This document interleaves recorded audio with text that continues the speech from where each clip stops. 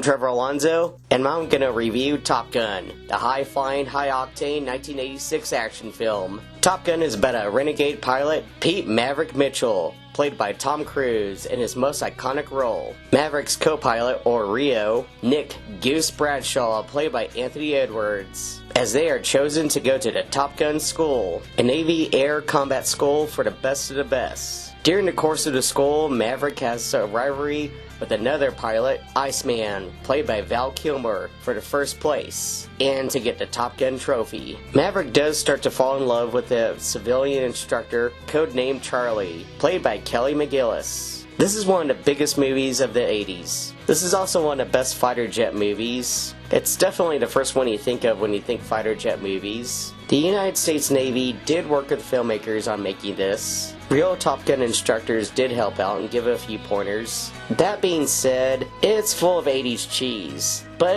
it's got the best kind of 80s cheese. And some parts of the movie definitely wouldn't happen in real life, or wouldn't be allowed. Otherwise, Maverick would actually be in the brig. For example, buzzing the tower is illegal, but it is very entertaining and it works for the story. Interesting enough, this movie did start off as a magazine article.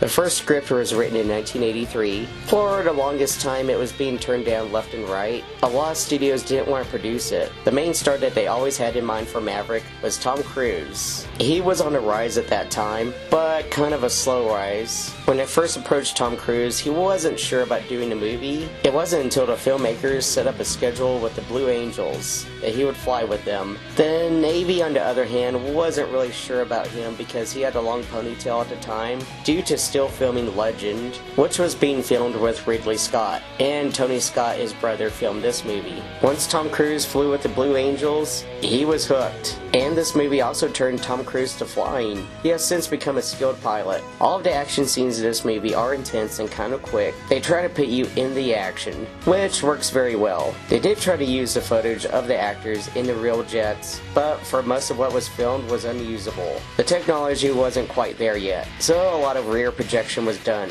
The background was filmed with a real pilot named Art Skull, using a stunt plane with a camera on the back.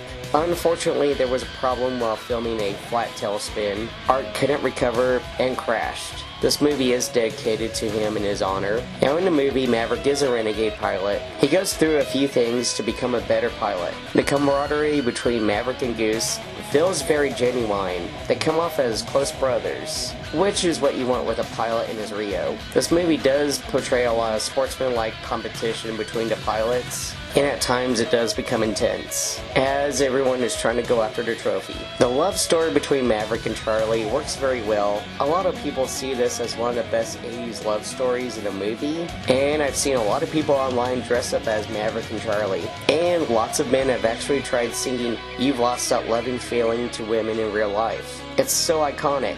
I actually seen it done twice in real life. I don't know how it worked out for them. That being said, the music in this movie is very iconic and amazing. I've already done a review on the soundtrack.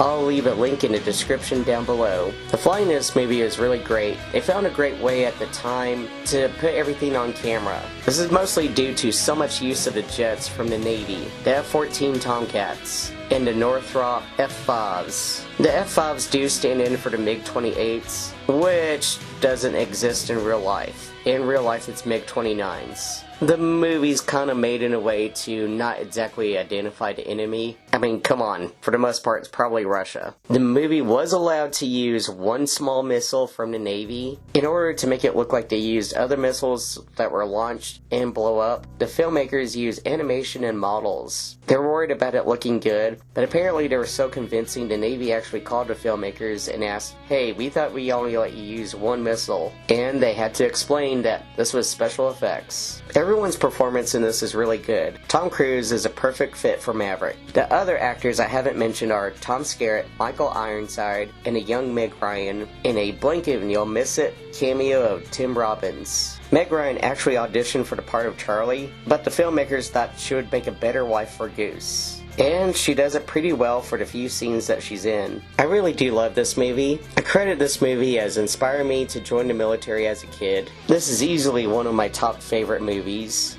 Okay, now for spoilers for a 36-year-old movie, just in case you haven't seen it yet. Goose does die in a training accident, which is a sad scene. It does set Maverick back emotionally, but with the help of Charlie and his instructor Viper, Maverick is able to get back on his feet and get back in a jet. The movie does end in a dogfight with an unknown country, possibly Russia, and it's a real simple mission: protect a ship that's gone adrift. In real life, this act probably would have started World War III, but it's cool to see within the movie. Again, I really do love this movie. I quote the lines from it all the time. I really do recommend this, especially if you're a fan of 80s movies or action movies. So I have to give this movie a 9 out of 10 F-14 Tomcats. If you have not seen this, again, I highly recommend it, especially if you're gonna go see the new Top Gun Maverick. Go check it out. Thank you for watching my video.